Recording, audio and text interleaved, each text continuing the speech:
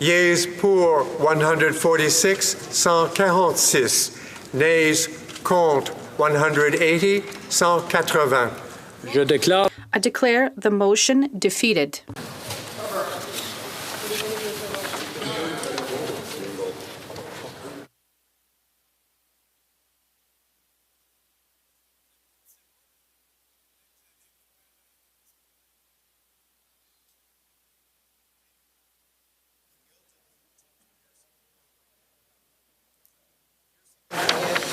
We'll now continue to routine proceedings. Tabling of documents.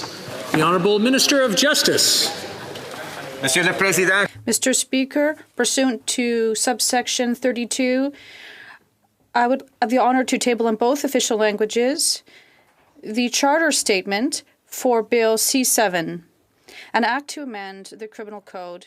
The House of Commons now moving on to other matters. The confidence vote, has been already registered. That motion that the Conservatives brought forward on the Anti-Corruption Committee has fallen. So let's bring in Abigail Beeman now. We saw a registered vote of 146 yeas and 180 nays, which means that the Conservatives' motion does not stand, and there will be no fall election. Abigail.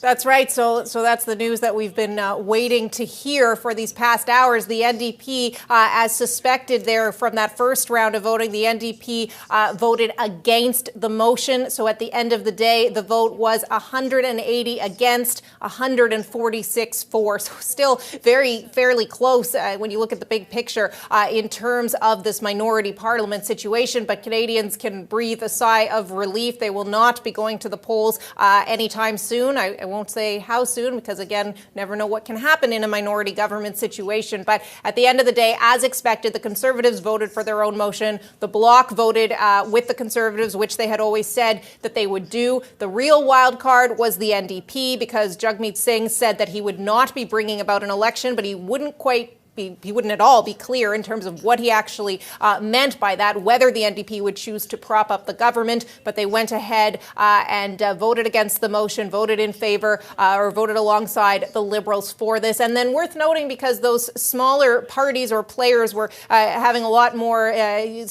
bigger spotlight on them perhaps than usual because of this minority setting. So as we spoke about before, the Greens, the three Green MPs voted against the motion. And then there are also two independents who voted on the side of the government in this one as well. And Canadians will know one of those independents quite well. That's former Justice Minister Jody Wilson-Raybould, who chose to vote on the side of the government in this case.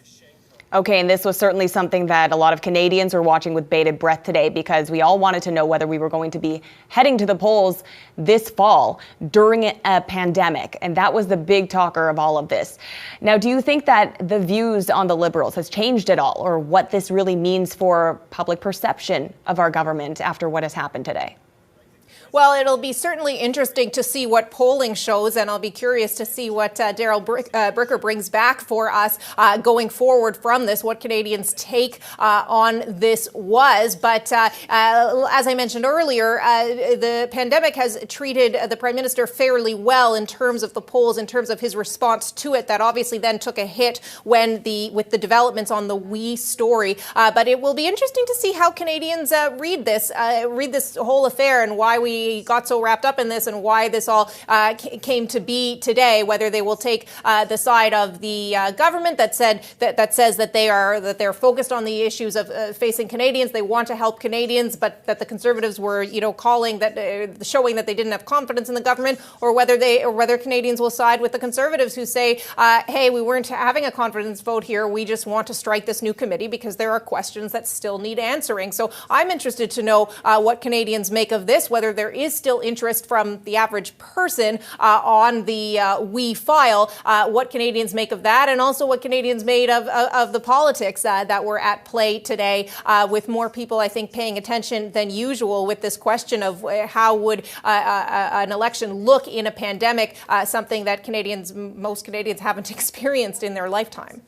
You know, Abigail, you also did mention that the NDP were the wild card here in terms of voting. And again, we did hear Jagmeet Singh saying and was adamant on not giving the Liberals the fall election that they wanted. But they were the wild card when it came to voting. We can only imagine that a lot of them did vote against the motion today, given the numbers. What does this say about their position going forward? And as Daryl had mentioned just a few minutes ago as well, today may have actually shown that they are backed in the corner and will do whatever the Liberals want to do or want them to do.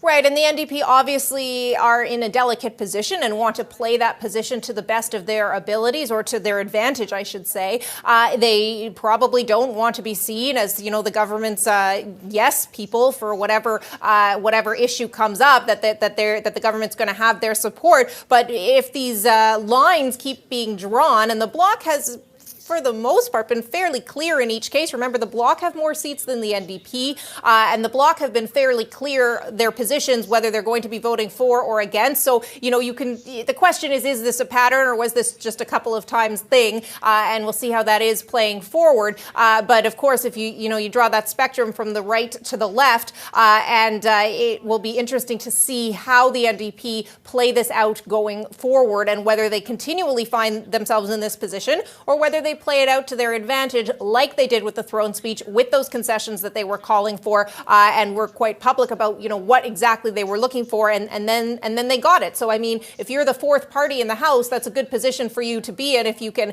push the government to get you the things that you were promising Canadians you would work for when you're not in power. You know, that's on the plus side. Being seen as constantly saying yes to what the government asks for, that's not quite the same thing. So will be something to watch for sure, how the NDP play this, or what position they are put in going forward. Okay, thank you, Abigail. Let's bring in Daryl Bricker now, CEO of Ipsos Public Affairs. Daryl, were you sweating watching that vote?